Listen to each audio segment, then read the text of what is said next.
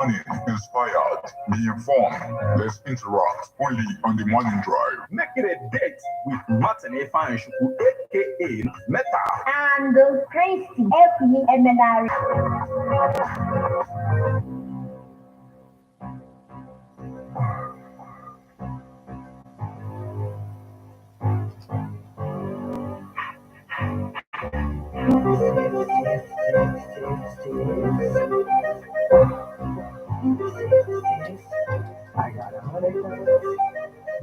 I got 100 clips. I'm from New York, New York. I gotta send me your automatic takes time to keep talk. I got 100 clips. I'm from New York, New York. I gotta send me your automatic takes time to keep talk. And I know. Banana, your monologues getting tired. Now it's time to ride and print this. You ride, you no longer desire to take off from silly chains, put back on your wire. I'm on fire. How they dipped and not tame. Let East Coast bang, let West Coast bang, and rule on bring the ghetto gospel to every hood possible. Pushing through in the sky blue, back of the guard you now. Preferably the 4 pound slugs flying at the speed of sound, trying to catch the ears and just running their mouths. I might get my Brooklyn to run in your house. I don't really understand what the running's about, but we hunters, we take pride in airing our prey out, leaving them laid out dead and just respond, cause we ain't playing up here in New York. I got 100 guns, 100 clips. I'm from New York. Yes, guys, good morning, good afternoon, good evening, wherever you're watching from. Please like, subscribe, and share. Right, see the subscribe button right here. Remember to check this out on Amazon.com. Hip Hop and Igbo Culture by yours faithfully, Martin Efan Shuku. Alright, the rock, New York. This is how we do. I can see the cook in your nose. This ain't a movie, even he got his head blown on the globe. And I was just about to find God, but now that Mace is back, I think I'd much rather find a Menard. And everybody talking crazy how they AK sit, but we don't disinvestigating and they ain't straight. Not me, I'm a truth homie. Got the industry shook like nah. Get your gun, let them loose on me. True story, I'm bringing the team back. Even Roy Jones was forced to lean back. Dre said grind cook. Now we're killing them hard. Then I must have found one rhyme book. Got the top of the Phantom. And the pinky got bling like the ring around Saturn. Crack the scene for that. And you already know the X is where the team be at. I got another 100 clips. I'm from New York, New York. Yeah, rough riding, deep blocking. That's what you thought. You can't take it for granted, cause life is too short. Yeah, got 100 clips. I'm from New York. Yo, houseware couldn't be sweeter. Life depending on how you treat her. You might get rich, it's guaranteed you gonna die. You might get missed for maybe 2 or 3 hours till they light these flips. And that coke will get you a long time. But when I let them know the dope is out, like America Online, wise and awoken. And you know they say that you deserved it whenever you die with your eyes open. I still hold a title, cause I'm in the hood like them little motorcycles. Stick up kids hopping out with the old rifle. Just do it for nothing, it's so spiteful. I'm just like you. The word that want to mercury was in the air. A double shot of yak and the purple is in the air. And I'm not cocky, I'm confident. So when you tell me I'm the best, it's a compliment. Yes, we are also in the air right now. Now, born out of 103.5 FM. Whether good or bad, we must praise the King of Kings and Lord of Lords who make it possible. Who made it possible for us to see this beautiful day. This day, the 18th day of April 2024. It's a beautiful day.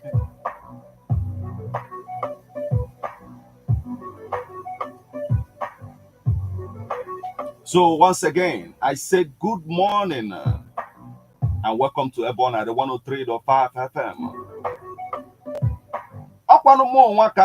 Metal. No, I'm a classic. Yes, it is what it is, and it's about to go down. I bet this splash and get today, go do. Nebon at the 103.5 FM. Stick around. Go see about to get out. Happy birthday for you. Happy birthday, happy birthday to you. Happy birthday, happy birthday.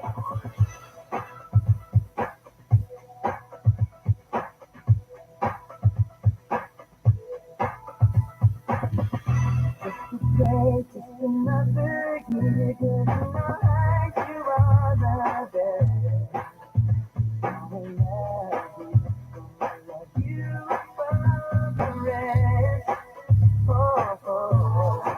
Yes, it's about to go down. Birthday splash, never on the 103.5 FM. The splash of joy, splash of happiness, the splash of gene, wagam in somebody's account this morning. You put you so to do. Oh, why am I on a cock and on a very good day? Not one side and then. Oh, we're saying that Obolo and Wuke Mama when I ask you out. Now, just when we can say, can we go out on Thursday and all of that? Now I say I have a meeting on Thursday, but I will cancel. We'll go out. I you know, man. Manopolo na that man at the Cataribo West on a very good day. Lord Ajia, do you think I don't have dreams and aspirations? Don't you think you know that I have goals? Things I must actualize. Say Thursday, you know, the Thursday can do the best. Let me tell you, Thursday I'm always.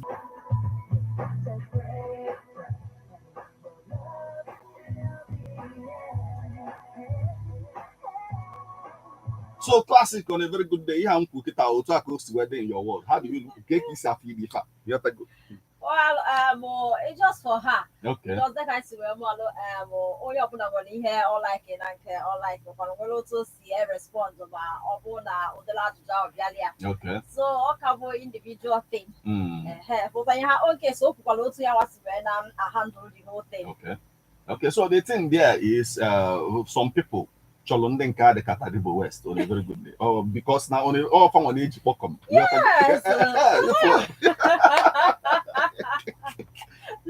Oh, well, our ages, but they go a very good no, day. even if I would not go, also because we like him. Because I had a friend and mother, boyfriend and mother, husband and mother. So also wedding. And we all go coincide. Utaka is a Mobatana birthday splashing today. Go do Akoko Otipoju. And it's about to go down because right about it, I get to go to the celebration. But I say mere weekdays in the morning. You have to go to celebrate and Deacon celebrated this morning. So you get involved. Send SMS or WhatsApp messages on 080-9666-1035.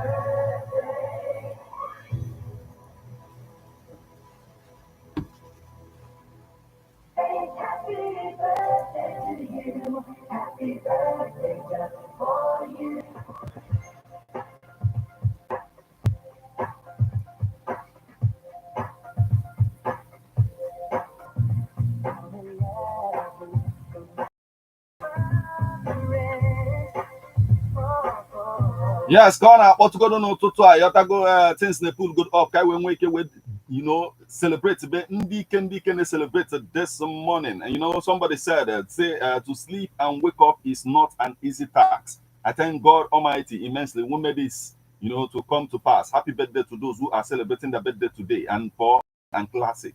May God continue to bless you, protect you, and equip you. More wisdom. Valentine and the from Upo, thank you so much for joining us this morning.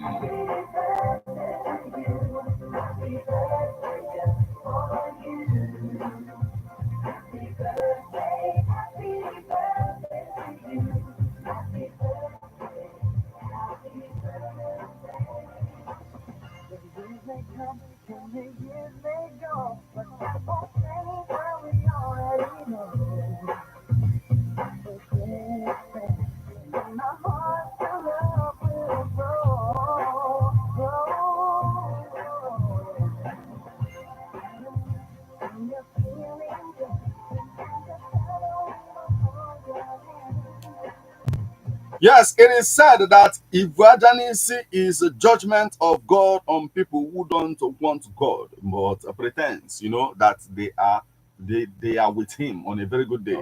People not actually anything to do with God, man. With Him, and they go in some kind of way and I pretend about it, but who be the somewhere else. You have to go.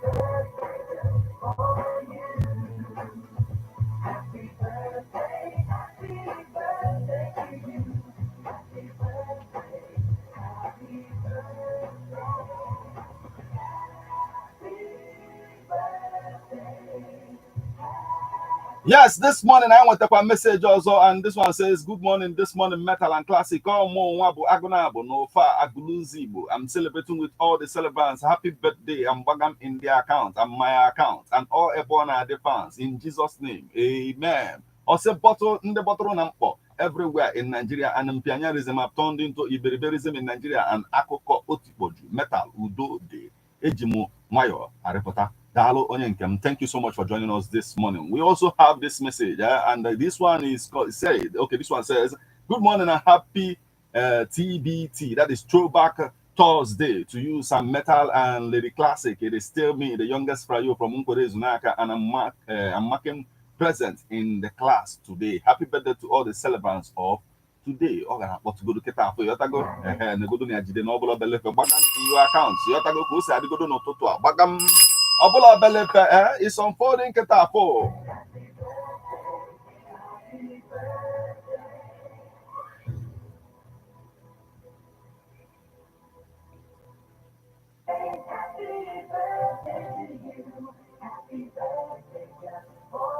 And because on audio tour, Nana Kowana Ivajanisi on his own. That is Ivajanisi, in case you don't get it, evangelist, and the slang right there is Ivajanisi for the people who are like the fake ones. And then I believe here on a very good day. Or if I mean when we say Ivajanisi, that it is judgment, of God on people who don't want God but pretends a true religion that they want him.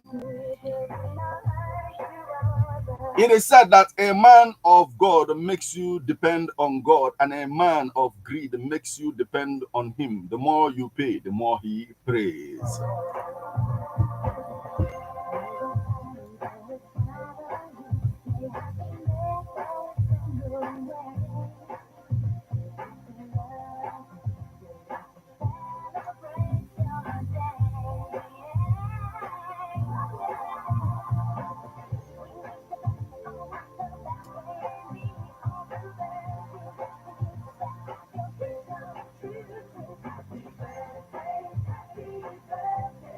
Oyibo say na a word is enough for the wise.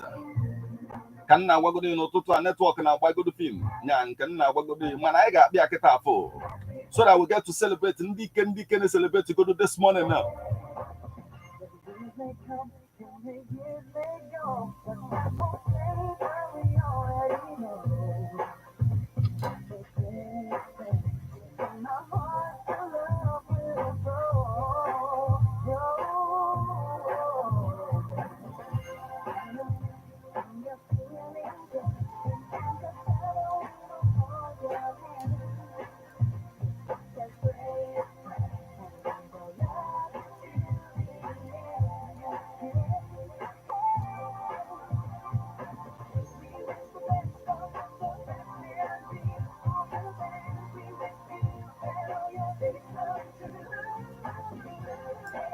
Yes, we wish you the best, that all your dreams will come true. And right about it, for you and I, we are living a dream. The fact that the King of Kings and Lord of Lords made it possible for us to see this beautiful day. And we are getting into it right about it.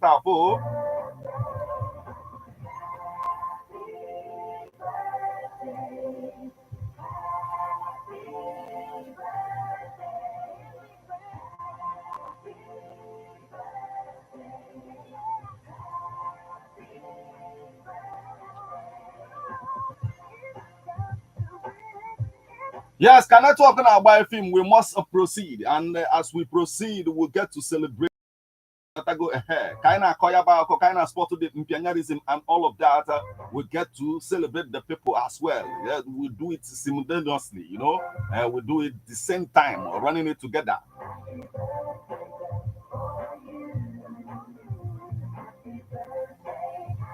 And as we proceed to give you what you need, satisfaction, guaranteed, let's get ready to rumble.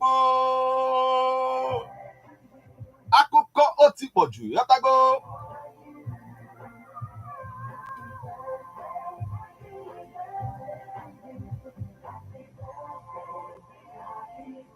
A lot of things is happening around us today. A lot of things is happening in our social space, and we must talk about it. Most especially when we go to one and complain. A lot of things we will talk about. mana akụkọ nke izi anyị ji wee mabata n'ụtụtụ a wee bụrụ akụkọ gbasalụ Junior Pope nke ikpeazụ ọ bụ na the man ama as E-Money na kọmiti to irezi ụmụ ya niile o kwuru na ụmụ ya na ọnwalụ nke na ya ga-emeki sure na ha galụ school everything ha need to develop. Now record that Junior Pope and 3 others lost their lives after their boat capsized on the Anam River in Anambra State, while returning from a movie location. So E-Money revealed that Junior Pope's last word were about his commitment to train his 3 sons. So because of that, he promised to fulfill the late actor's wish by taking over the responsibility of the kids. Well, if E-Money ihe ọ chọkwa n'ime bụ ezigbo ife maka dịka o si wee kọwakwa ebe ahụ ihe onye ọbụla na-adịkwa worry because na oge ọ nọ na that boat ụgbọ ahụ ihe ọ na-ekwu bụ ụmụaka azụlite ha so and being na ha bụ friend and brother, that's the E-Money and the actor wesị na aga m train ụmụ ya ife dị mma otu o kwesịrị isi wee na adị being our brother's keeper ọ bụrụ because na ọ dụzuru na ichefuzie na gị na their father dị mma ma ọ bụ na ikwesịrị inye aka so ọ bụrụkwa sọsọ aka dị respect ịghọta ọnwa ndị ọzọ nwekwara ike ime yes in anyway because anyị ma na ụmụaka ha kapelụ ezigbo mfe so ha needed a long way to go both in their education and ịzụlite ha so and ọ ga-adị mma na onye ọbụla tinyere aka eme in such a way that na a ga-eji fana ha ga-abụ ụmụaka ga-eji wee na-elote their father yes. Anyway, E-Money will see your presence as both a friend and a brother is deeply missed. JP, the weight of your absence bears heavily upon our hearts. Yet we draw comfort from the belief that God will grant us the resilience to carry forward and uphold the legacy you have entrusted to us. We tenderly remember your final words on that boat. Now only me, them born again, amigo raised them, and we solemnly commit to honoring that vow. Your children now find solace in the embrace of Okonkwo family. Onakawana Yagi take over at the end. Your Tagoniagane take very good care of them at the end because Nanyani had close to. So now the Goko is said, Ebatano Totua, you have to go almost 1 word or 2. You will drop for E-Money. When I can do still. A lot is happening. So let's get into it.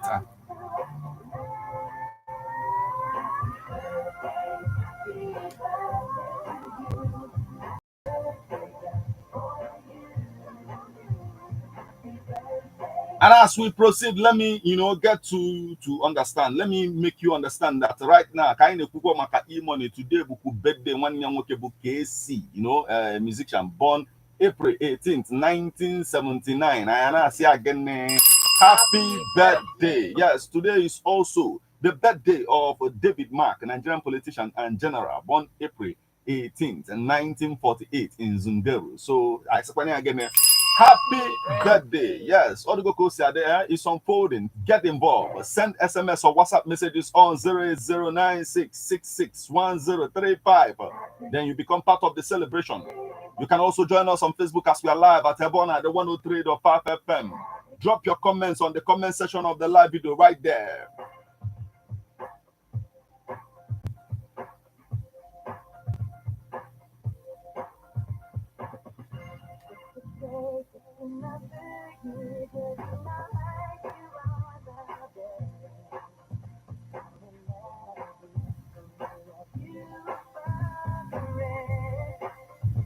Yes, akụkọ ọzọ anyị ji wee mabata n'ụtụtụ a wee bụrụ akụkọ nwanne anyị nwaanyị na-akọ on social media. Yotago o nwere a lot of things social na social media wee wute ndị mmadụ wee nye bịa advice based on ife ọkọgasị. A lot of people nọ na-ajụ ya ọnụ na-enwelọ deity na bono, ọnụ na-enwelọ ebe a na-atụ mmadụ na-alụsị na bono. A lot of things a na-ajụ ya just because of ife ọkọ maka boyfriend ya.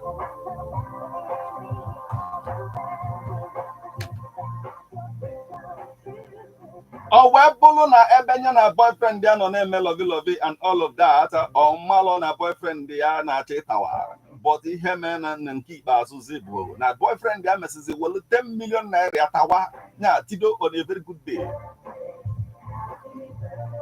By the time o ji ahụta onwe ya, the guy ejeteghị aka. a lot of people when you be advice, you have to go, oh, go cause the Hemeliano, never back on social media. Yeah, the thing with the London mother reading. Just the guy gets where will you to adjust tower just like that. Okose, ikanya ni pesi je ko ne kuzi ya be fe ndị mmadụ wee bido the advice when na aju ya ọnụ na enwere ofu onye wee kpọọ ya say my sister send them picture that man, send the picture, send his name, send the name of their family. You have to go, I will take care of the situation for you. Go ne ku another person say one nwanyi, don't you imalebe police je go na police je le go complain ke maybe go do investigation ka ma na ga nweta onye nwanne nwanyi kere nke ga sia me ka we na aga n'iru. Yeah, why they could do that because so to the no more work out na ụmụ nwanyị nwere ebe a ga-asị na ya bụ nke dị iche.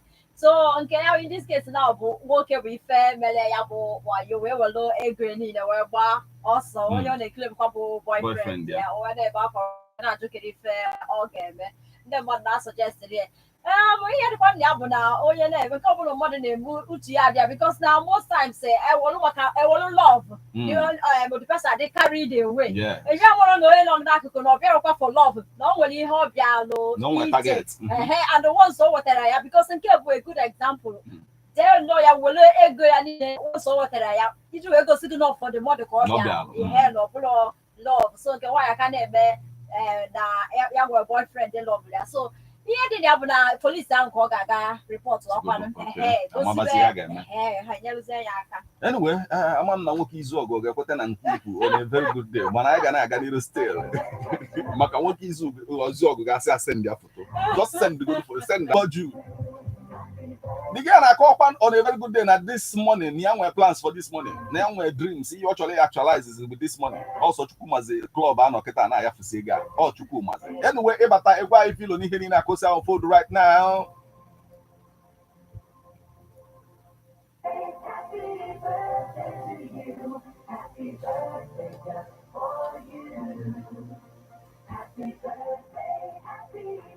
Akụkọ ọzọ anyị ji wee mabata n'ụtụtụ a wee bụrụ akụkọ ihe mmelụ na Lagos. O nwere obele nwa nwaanyị nọ na-akwụgharị na-agagharị na-ebe akwa ndị mmadụ na-awọnda kedu onye nwe nwa ka a na-awọndazi over that.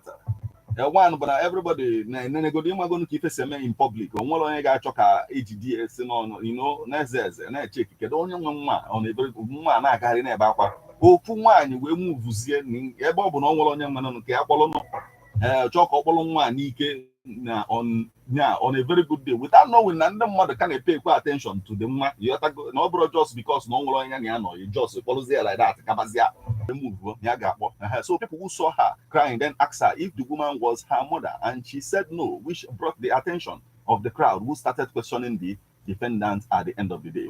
So ihe mere bụ na ebe ọ nọgodo fia ka ọ na-ebe akwa nke izi ọba all of a sudden ya nwa make ize move kpọrọ dị nwa jebezie n'isi onwe mana ka ha na-aga ka dị nwa na-ebe akwa dị mọ ya na ndị mmadụ wee kwụsịbazie ha na-ajụzi ese ọ ndị nwe nwa ka ihe na-etizi nwa ka emebezi investigation achọpụta na ọ bụrụ onye a nwe nwa aka na-abụ wee hụ ya ofu aka as I'm talking to you kịta akpọrọ gị eje kọtụ ka ọ kọwa onwe ọfụma kedu ihe emewe eji wee kpọrọ nwa ka plans onwe ọlụle ka ọ chọrọ ile and all of that. Nwanne nwa ka inwe ekwu na nke aka wee na-agakwa n'iru still. Ekwesịrị ka ajụọ ya bụ ajụjụ because na ọ bụrụ otu aka o kwesịrị isi wee dị feel why not maybe ya bụ opportunity ka ya wee durukwuo because ọ bụ ekere nọ na-anụ ndị ọzọ na-eduru nwa napụrụ nke fa na-ekwe all the time ebe onye nọ n'ukwu uche nọ dị n'akụkụ ebe ọ nọ n'ihe na-emegasị around him or her because ọ bụrụ na uche ha dịrọ na ya ụzọ ka ọ ka-esi wee duru ya bụ nwa bịa enwere ike mgbe ha ga-eji wee mazi ndị gwara dị nwa ha na-akọkwa ọ na ha fụbukwara ya ebe a na onwego onye kpọrọ ya na ha mazikwa ebe ọ bịa wee otu ogolo taa ka ha ga-esi wee na-asị ọ bụ na ha maara na ha ka like ife a bụ onye fụnụ ọ bụ ihe dị ka n'ebe ọ na-adị otu akịta kpọta nwa ka emeke announcement ka onye nwekwa nwa bịa kpọrọ nwa and all of that otu esi kwesị isi ime dị ya na ọ bụrụ nke ka ị kpọrọzie ejebezie tidozie ka ọ bụrụzie mebi anwụzie ya ma ife ọ chọrọ ijide nwa wee mee at the end of the day. Mana kịta ọ na-azụ ụgbada ya on a very good day. A na-akọwali ya asị na the Lagos State Prosecuting Council bụ Oluwumi Osibanjo told the court that Bakare committed the offense on March 14th. N'ụbọchị o mere and it take record. No 5:30 p.m. ka eji wee jidezie na nke ikpeazụ because by the time ndị ogbe ji wee chọbazie the nwa again achụghalịbazie by the time ejijide ọkụgo 5:30 mana ihe niile mere n'oge ifie. Anyway, ọ dịgo ka o si adị ịbatazie n'ụtụtụ anyị gwa anyị filo n'ihe niile aka osi ahụ fold right about kịta afọ. Akụkọ ọzọ anyị ji wee mabata n'ụtụtụ a wee bụrụ akụkọ ihe melụ na in a church, in a Catholic church at the time, and more personally I believe na the Catholic church had that condone it, but I wonder kezi ihe menụ because na o nwere nwaanyị post video on social media na make go rounds everywhere or wee bụrụ video of a priest, a reverend father ebe o bu pump action egbe na-agbanye elu from ụlọ ụka on a very good day. Onye ọbụla na-ekogodo na-ajụzi or style nke a ka anọzi. But some people fool the video na insecurity so much ka this priest so o wee jidekwa the egbe ebe a in order to himself. Mana onwe movie ị ga-watch godo the machine gun preacher. Enwere a preacher from America jebelo West Africa, one part of West Africa wee ruo dị a na-afụgodo ka esi nya ihe ndị rebel nọ si na the obodo na-eme ndị mmadụ bitin wee gwute ya even nyanwa na onwe sokwu fall victim o wee na America na chiatazi ọzọ wee bulu nya asọted egbe wee tụọ down on a very good day. O bulu Bible na aka ekpe na repent for the kingdom of God is at hand. O debe egbe n'elu wee na-agbogo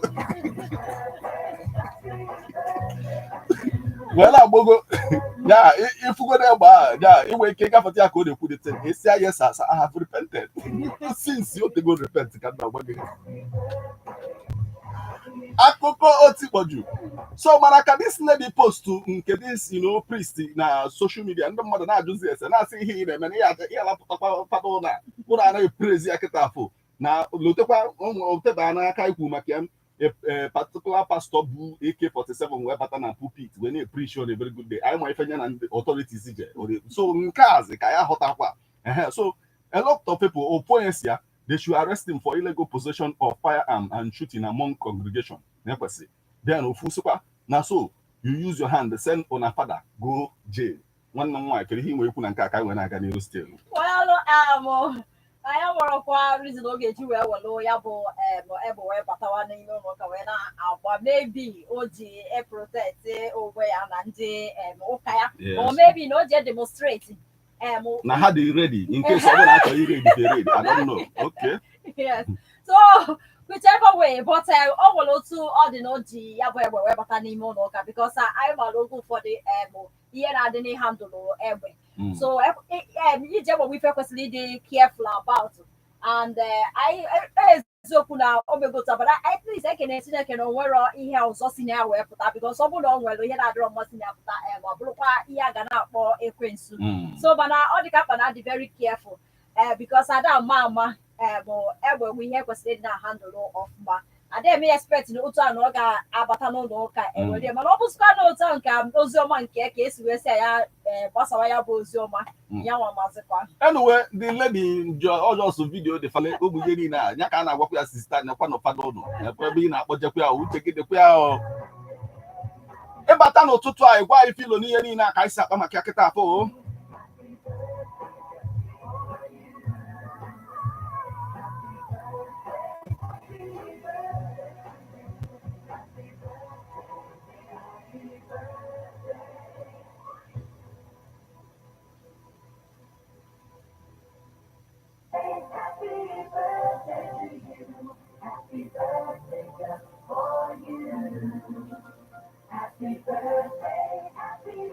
Yes, akụkọ ọzọ anyị ji mabata n'ụtụtụ a wee bụrụ akụkọ ihe melụ na Abuja.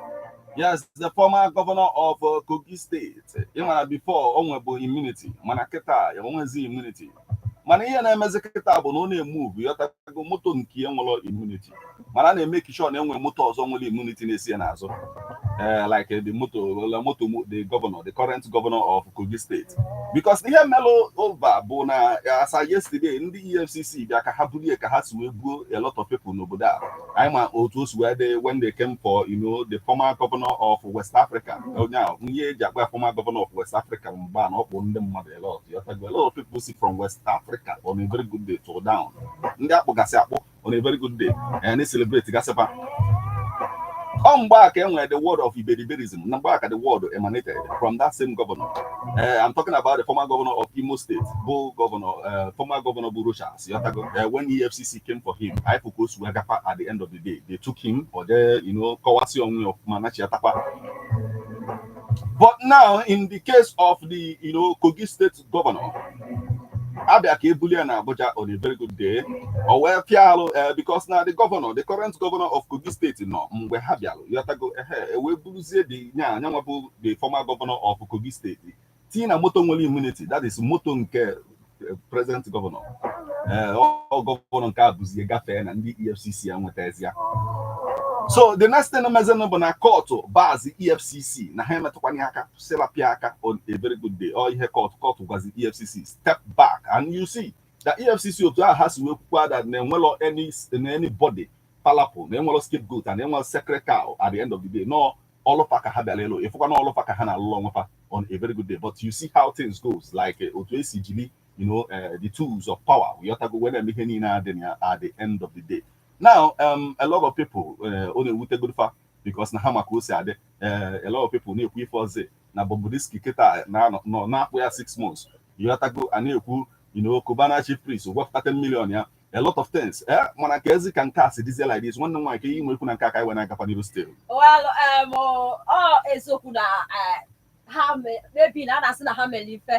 And also, I guess we got about it. He gets he prosecutes her abroad the same way because now long couple didn't care. Then they will also see we got about it. Because now they can do want to say maybe now when they are police, when they may reach, when they are now all these things. Also, pass you enough with ESAGA.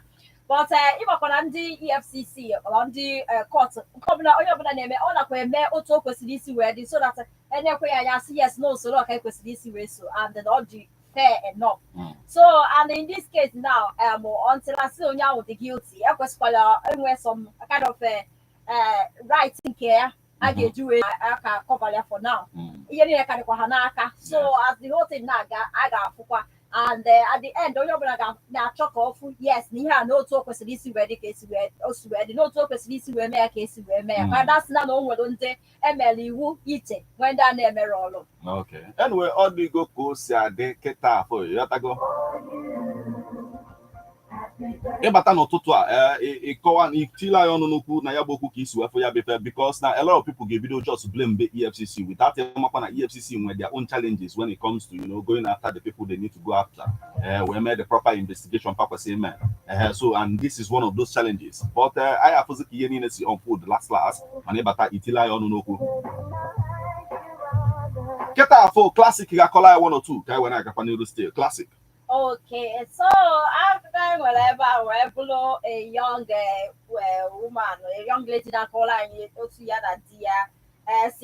so according to the story, us in a haka no didn't offer a hand with also so the husband was said that he is leaking no. And according to the story, us in a haka no didn't offer a hand with also so the husband was said that he is leaking no. And the economy their house go we surprisingly opposite dear kuna bana atazi the ano no so ya got oga outside okorwa the meat jali never the money go look at them tacha sell me we na not yes we not no so when you say one day the wife away there apart from the receipt on for or dinner fire yes so when I say how come that they see about that my name is just blue outside the go there yes so yes what can you we be not yes here we wake up for me because I got over the hard how come what's the moon that can see here one anyway, the thing there is that the family are hot about on a very good. The man say, can you no pose no na kai juma kai be me because if I draw man over that juma so bonde alo no you have to go follow there so that was just that no if a purpose is him but how to investigate daddy malebe daddy na at the time daddy me kwakwana ko si Bible na le pepper soup onye obuna to down ozugbo onye obuna daddy ozugbo weloche Daddy na order onye ọbụla na order ozugbo ha na ọbụ nọ n'ụlọ na-asị na ka ezi ka o si kwụsị ahụ yọtago ya work hard ka i wee track ya daddy because ka daddy kwuru okwu ya nwa nwere plan ịkwụsị tadi anụ o nwere such plan na ọka akwụsị nke family yọtago ka e wee control ego mana nyanwa ga na-atago onwe ume wee na-alụ ọrụ n'ilo ọ dịgo ka o si adị ịbata n'ụtụtụ anyị gwa anyị ka isi wefe ife niile aka osi ahụ food right about now. Okay. So another story I go about where below interview Tiwa Savage Grant. So according to the interview, when I come that now initially no art movie, but if you feel you like it, Amen. Yeah. So because now only one guy yana a crush on, and because the guy only na I'm with the musicians. Yes. So you say probably like this guy now. I get to come back here where turn into a musician. Can we wake where by a group? Can we wake where get very close? Yes, to get close to the guy. So no that has to where by into music. Okay. When I was there, when I make off my when I go up now, they actually way by into acting now. Again. Yes, Okay. they are going into acting. So when I go to see where we do music, my initially no acting catch up with when we leave love one. The thing is there. Nyawa na ekugodo nke na ọsọsọ nyawa yotago me nka. Mana enwere a lot of ụmụ nwoke ba akwa ya yotago because of ụmụ nwanyị. So a very good day. So my brothers sing praises unto the Lord. That's the thing because of choir. Just if you are na choir, you kwesị ikwu ike. Ị mara na chi nyere melody wetu ọda na choir.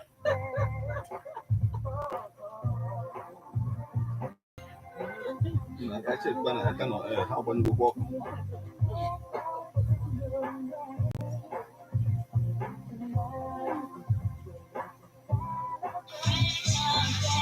I can. I'm gonna have by that.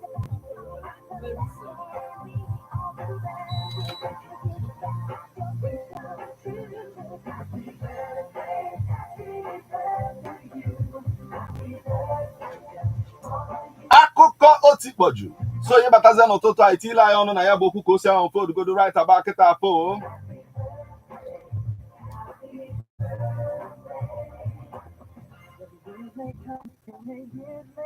Ya sị m ga-ejizi ofu akụkọ wee sachelu gị ka iwe nwee ike batagwa ife ilo n'ihe niile a and ya bụ akụkọ wee bụrụ na a lot of Nigerians na-enwe mwute why eji wee allow Cubana chief priest ka ọ naba ka ọ kwụọ 10 million naira bail condition ya naba amana sentences Bobrisky kedu idi ife be ha. So somebody came out to explain the situation to Nigerians.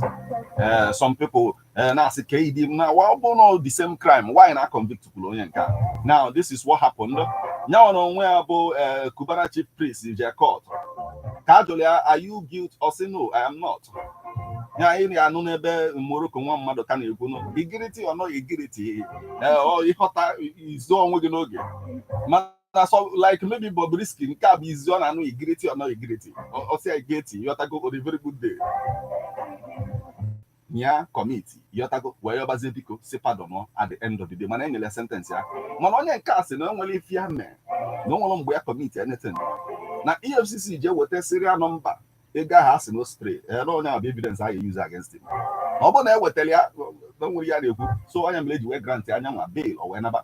So when you kuzi be some boys was okay. Ndi plan go na ha mambozi ego. If you have plan on that, ha na bucket and zo serial number. Akụkọ otikpo de bata n'ụtụtụ anyị gwa ife ilo ihe niile akosi ahụ vote right about now.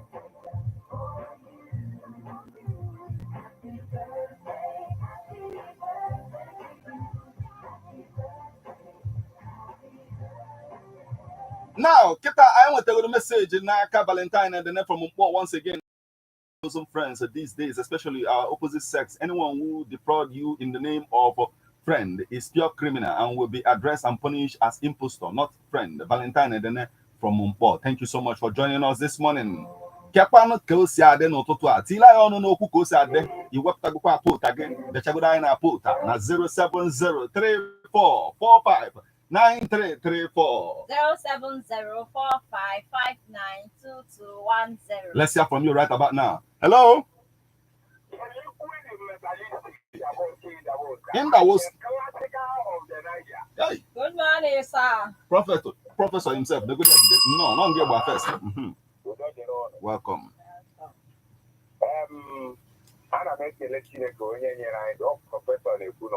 Yes, Professor.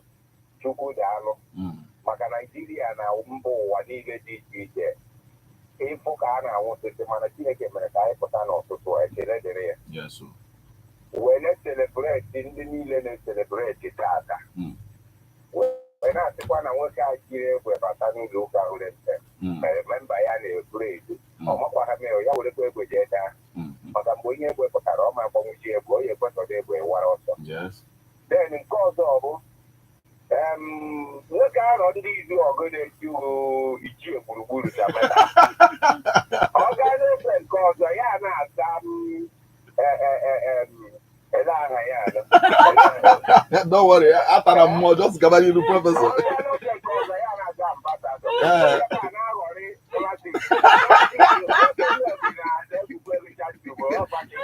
and okay, ofe nke ọzọ ọkwa klasik ọzọ ọ na-achụkwa ebe a.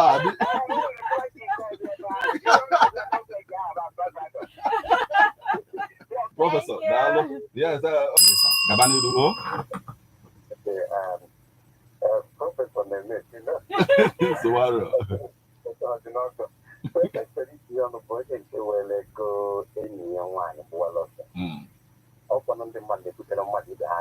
yes.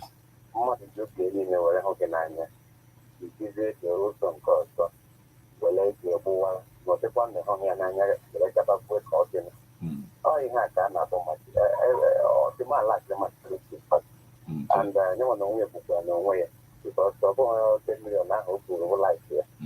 So they have on the latter home. Okay. Another one big balance. My God, it's a balance. The drama and the Lord, Nata and Edo Bone recording. Okay. Put to and then what they put to those. They put to near yes, it's don't have it. So what for one to be a problem? Which can you put a letter? In the hand, they put it at the Nigeria. Had a lawyer in Nigeria. For my secretary, when you had it, so they are booking when they are booking law. When they put us in they probably have had a habit. We have what we have in Nigeria. That's not the way to wrong country. So I can help us make an idea. I'm a big guy with Nigeria. Amen. Dalo, my brother, thank you. Thank you so much. Yes, let's hear from you right about it. Hello. Hello, better. Hey, my brother, good morning. Keke man ototwa. Good morning, sir. Oh, never did. Like Ije nso, Mali of ma, nekwa. Okay. Mano, mazono onye na emo na piko.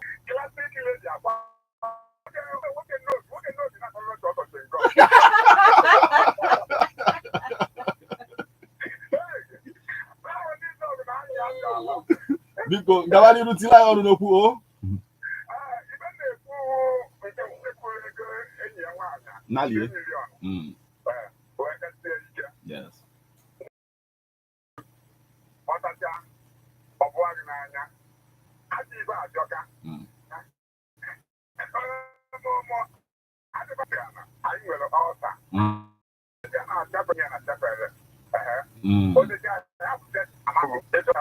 Okay. Onye nwa nọ na pati ahụ ị na-ekwukwa mana abịakwa ka ebuli ya last kwa. Okay.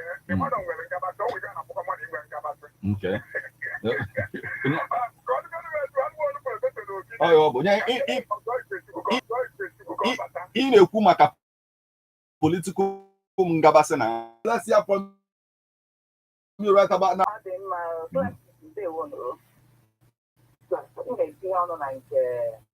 That lady enyi ya nwaanyị nke ife anụnwa ejemopopu ọnya maka ụmụ Chineke nna na-eme ịghọtago anyị na-eje na-alụsị eke ebe mmadụ because na o nwere chi anyị na-efe chi anwa na-asa ebe n'ife Good morning, sir. Keke me n'ụtụtụ a. The good idea. Huh?